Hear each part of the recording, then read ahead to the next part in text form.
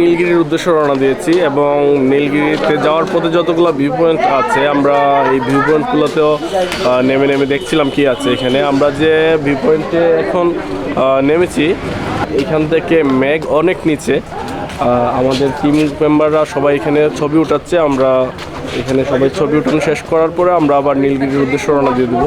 Double hand view, এটিকে double hand বলা হয় তার কারণ এখানে দুই দিক থেকে হাত বাড়ানো অংশের মতো আছে, তাই এটাকে ডাবল হ্যান্ড ভিউ বলা হয়। সকালের সূর্যোদয়টা দেখা যায় খুব কাছ থেকে। আছে জুম চাষের ফলমূলের বাজার। এগুলো কি আপনার নিজের জমির নাকি কিনে আনেন? কিনে আনেন।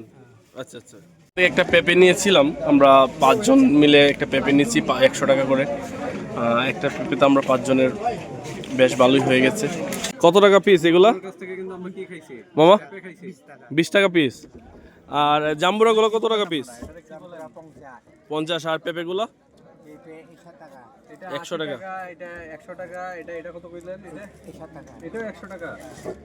আমরা ডাবল হ্যান্ড ভিউ ঘুরে দেখার পরে রওনা দিয়ে দিলাম নীলগিরির উদ্দেশ্যে। এবং এই রাস্তা দিয়ে যতদূর আপনি চলতে থাকবেন দেখা মিলবে শুধু পাহাড়িদের ঝুম চাষের বাজার। আঁকা বাঁকা রাস্তা ধরে আমরা এগিয়ে যাচ্ছিলাম এবং দেখা মিলছিল পাহাড়িদের আনাগোনা।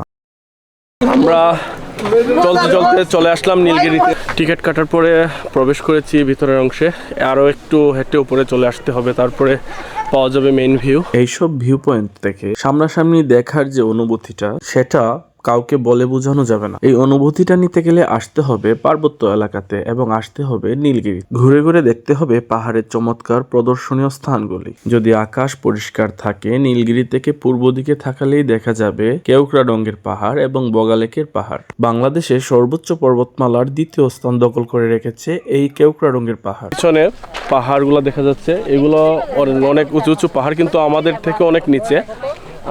এখানে কিছুক্ষণ আগেই মেঘ ছিল, আরেকটি ভিডিওতে দেখে আসছিলাম আরেকটা ভিউ পয়েন্ট থেকে, ওইখান থেকে প্রায় খুব কাছাকাছি এই মেঘগুলো দেখা যাচ্ছিল।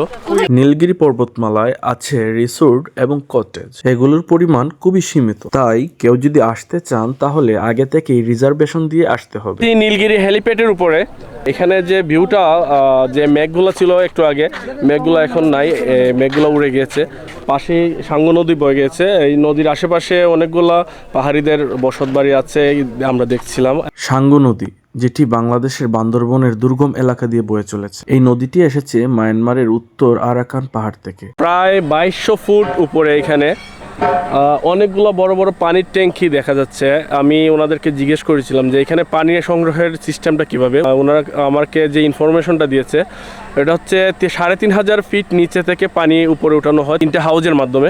নীলগিরির যে টিকিট কাউন্টার আছে এই টিকিট কাউন্টারের সামনেই দেখা মিলবে পাহাড়িদের দোকান। এই দোকানগুলিতে শুধু পাহাড়িদের ঝুম চাষের ফলমূল বিক্রি করা হয়। এগুলা খুবই টাটকা, ফরমালিন মুক্ত এবং খুবই সুস্বাদু। এসেছি চিম্বুক পাহাড়ে। চিম্বুক পাহাড়ের চূড়ায় আমরা আছি এখন বর্তমানে।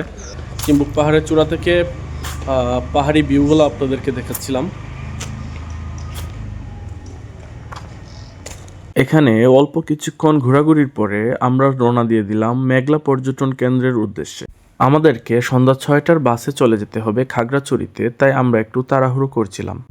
এটি হচ্ছে মেঘলা পর্যটন কেন্দ্র। এই মেঘলা পর্যটন কেন্দ্রের ভিতরে অনেকগুলো রাইড শেয়ারিং এর অপশন আছে। 100 টাকা টিকিট কেটে এই রাইডগুলো শেয়ার করতে পারবেন এবং 50 টাকা টিকিট দিয়ে বোট রাইড শেয়ার করতে পারবেন।